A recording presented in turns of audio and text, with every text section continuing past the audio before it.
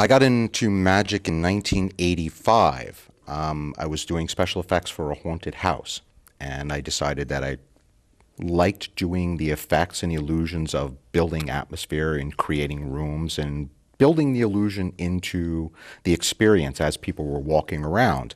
And didn't really like the, so let me show you how cool I am, card trick, but I wanted to do something where magic was involved, but there would be storytelling and still keep within the horror traditions of, the haunted house background.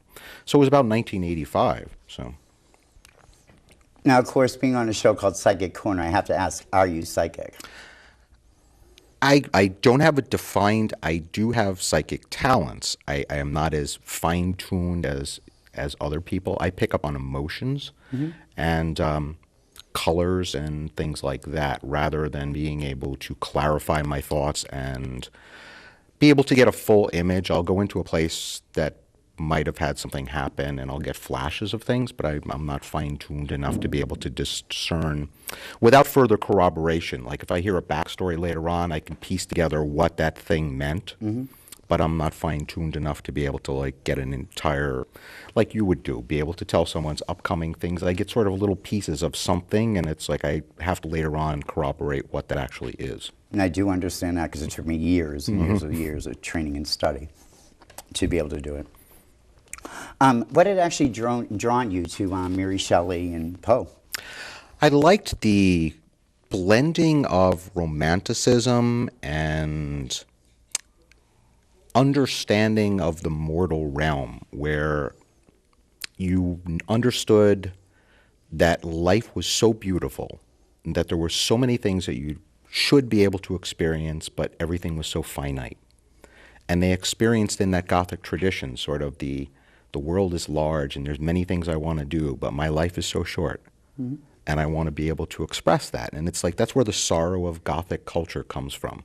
Is sort of like, I want to do many of these things, but I know my life is so short, I'll never be able to experience all of them. So it's the sorrow of understanding the world around you and appreciating it for what it is. Well, of course, understanding that a lot of the writings from Poe, Shelley, Lovecraft are dark. Knowing you, I know that you're not a dark person. But actually, I love Edgar Allan Poe and Shelley myself. Had you actually taken acting classes to actually be able to perform the things you do today?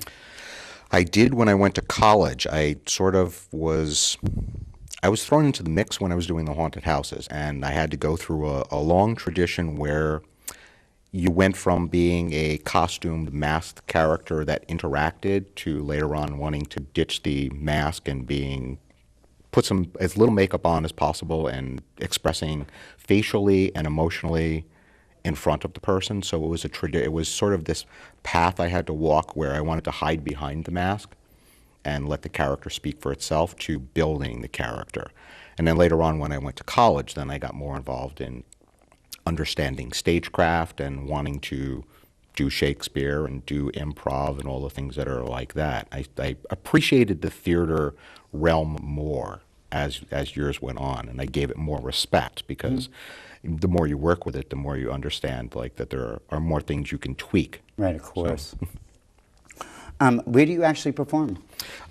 Next month in October, we'll actually be in Salem doing shows at a place called the Life and Death Curios and Oddities Shop in Salem. That's actually at the Museum Place Mall. Yes. And the group I'm working with is called Theater of the Night, and we will be doing this show called Smoke and Mirrors.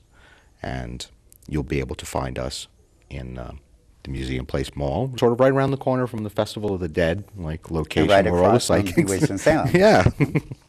Can you explain psychic vampirism to me? Psychic pranic or psychic vampires? Psychic vampirism. Yeah. It is, that ties into the acting too, because any performer will tell you there is no greater exhilaration than receiving the accolades of a crowd. So what they're doing is they're building a cone of power, or all of this enthusiasm, and it's all focused at the stage, and the performer receives it. Now, ideally, in psychic vampirism, it should be a sharing experience. I mean, that's one of the traditions. Sharing as in you and them? That's one of the things in the black veil is you're not supposed to feed off of someone without permission or them being in a relationship with you. You don't just drain someone because it's sort of tantamount to Which is one of the intruding. reasons why I brought this up. Because with psychic vampirism, there's a lot of misconception that people are just taking and feeding your energy. I think a lot of the problem with that, though, is the people that do that are unfocused and don't realize they're doing it. Some are definitely very negative. Some people don't realize that they have that tendency within themselves, and they sort of have highs and lows during the day, and their body responds by draining other people, but they don't realize that they're doing it. It's just part of their personality, and they don't realize or they're not willing to accept that they're vamp. I guess in layman terms, because being in the community, I guess if we were to use a student that was being taught by a professor, and they saw this professor out in the general public at a restaurant, and they started talking to this professor about class things, and they just held on to every word. Would you consider that being vampirism? That's parasitic. I don't know whether it would be vampirism. I think the vampirism comes from you, and that's why I said it should be a sharing experience, because in other traditions like Tantra and things like that, one person gives and then the other person has permission to later on receive. You know, it's sort of a shared experience where you should work the energy so you're both getting something.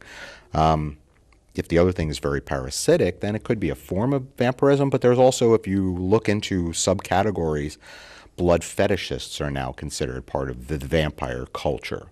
And the only reason that they're even skating that whole thing is that they're sanguine, which means that they play with blood, but they're not partaking blood. They don't need blood. It's just it's a sexual thrill for them. So it's like sort of like the term has broadened. So it's like I don't know whether it's a good or a bad thing because it's widened so much that, you know. It's Knowing where we are in modern day today, I definitely would not be drinking blood. No. What is actually a modern day vampire? Modern day vampires are, except for the Twilight sort of sparkly fan people, modern day vampires, there are sanguine, there are pranic. Pranic are psychic vampires, sanguine are people that do blood. Most of the people that have even like broached the topic of sanguine or blood do it within a committed, sexually tested relationship. And that's very important. It's like because you have to follow protocol where you have to use sterilization. You can't just bite someone because you're going to transmit germs through your mouth. And if you're not tested, like, you know, it's like you follow those rules. If you're not going to have sex with a person, then you shouldn't be like playing with them with sanguine terms. So, you know, if you're in a relationship, then for safety's sake, you should all be tested anyway. So it's sort of like then you know where everybody stands. Of course, I'm finding this to be very intriguing because I have no idea what I'm talking about when it comes to vampirism. So I was doing research on you, research on Michelle Belanger, research on a lot of people that consider themselves to be a vampire. So coming to the question is, have you ever been to Dracula's Castle in Romania? No, I've never actually gotten to go. I wanted to go. They sort of offered to let me do be the host for one of the tours, but it just unfortunately always works out that they want me to use October. And I'm already committed to. I think October is Halloween capital everywhere in the world, except here in Salem, it's it's a way of life. Have you actually experienced any kind of psychic experiences? And if so, what was the experience? Besides minor things like that, the major things that I've experienced in psychic realms were when I started to do ghost investigations. One of the places when we were first training was a rectory that was attached to a church, and the reverend lived in there in upstate New York in a place called Rhinebeck. And they didn't give us any information, and they said just go through and we'll corroborate things once we piece everything together at the end, because we don't want to color your perception and have you expect certain things during the investigation. And I walked into one room, and it was a sort of a drop of maybe 4 or 5 inches. But I swore when you stepped into the room, it felt like you were falling down an elevator shaft. And I walked through there, and I walked into the other room, and it was a young girl's room, about a teenager. And all of a sudden, out of the corner of my eye, I just got the corner, like got this flash of brown. And I'm like, okay, that's really odd. I'm just sort of like somebody passed a brown card across my eyes. And later on, I found out that in that room, that was the Reverend's daughter's room, and his mother used to sit in there when his daughter was sick. Now the grandmother had passed away, and brown was her favorite color. And so from the corner of the room that I saw, that flash of brown was where she used to sit, and that was her favorite color. So I was getting this sort of residual, like, she's in the room, And I've also gotten flashes when I did some investigations at Gettysburg. Gettysburg was sort of a major vortex of weirdness, I heard. We had permission to investigate on the battlegrounds until midnight. And about 11 o'clock, I started hearing drumming on the battlefield. And there were no reenactors. There was nothing else. We were the only ones that were allowed to be there. And I just, right after I heard the drumming, I got this overwhelming sense of, why am I here? Like, I'm lost, I'm confused, I don't want to be here. Sort of sorrow and this disorientation. Just to fill in the community, that what you actually experience as have a word is called clairaudience. It's when you're actually hearing things, such as drumming, bells, sometimes voices. Have you ever actually met any of your heroes? Researching, I've actually found that you liked Vincent Price. And what drew you to him? Vincent Price I never actually got to meet, but he was just sort of like one of the grand gentlemen of film that I always sort of tried to emulate, just because he had the presence and the stature, and he was always so gracious when he met people, and he was dark and strange and unusual, but to him it was sort of the Addams Family thing. It was like the strange and unusual was commonplace, so he was the sort of like acceptance of it, and everyone else that came into his strange and unusual world were the outsiders. And so I always tried to bring that into my magic, where it was sort of like, well, the strange and unusual is commonplace, and you're the ones that are weird. Right, and of course, coming into October, strange and unusual is about to happen in 3 weeks from now. Have you actually experienced any kind of psychic phenomenon here in Salem? Discernible, sort of like, I know that, and it's going to sound odd, that Salem is more